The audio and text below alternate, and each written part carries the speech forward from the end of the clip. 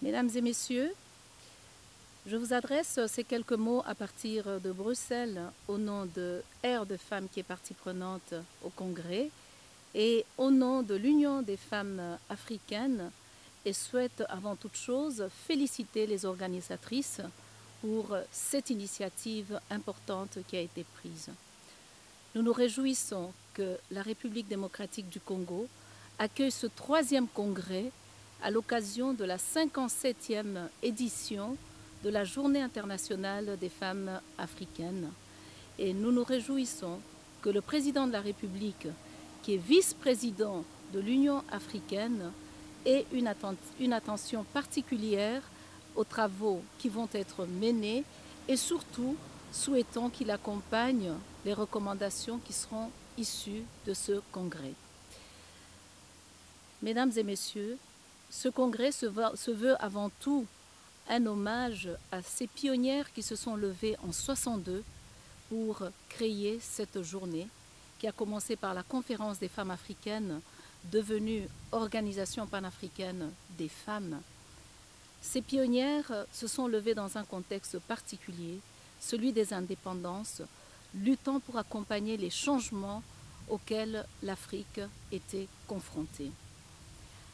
57 ans après, nous avons eu des avancées. L'Afrique n'a pas à rougir par rapport aux autres continents, car au sein de l'Afrique, mesdames et messieurs, nous avons la fierté d'avoir eu 4 femmes à la magistrature suprême au Libéria, en République centrafricaine, au Malawi et en île Maurice. Par ailleurs, quand on consulte les statistiques de l'Union interparlementaire des femmes, eh bien, on constate que dans le top 20, il y a 6 pays africains qui sont classés avec une moyenne oscillant entre 50 et 35% des femmes au sein des 2 chambres réunies. Nous avons eu des avancées au niveau des instruments juridiques, au niveau législatif, mais nous avons encore beaucoup de défis en ce moment. Entre autres, au niveau du gap qui existe entre les lois auxquelles nombre de pays africains ont adhéré, les conventions, et la réalité de terrain. Nombre de dispositions restent encore assez discriminatoires à l'égard des femmes et nécessitent que la lutte continue. Par ailleurs, nous sommes en République démocratique du Congo, mesdames et messieurs, que ce congrès se tienne sur le sol où l'humanité saigne, car cela fait plus de 20 ans que les femmes et les filles en République démocratique du Congo sont utilisées comme armes de guerre. Cette situation se retrouve dans la plupart des autres pays africains et appelle à une mobilisation des femmes et appelle à des mesures énergiques pour stopper cette tragédie. Le chemin est encore long.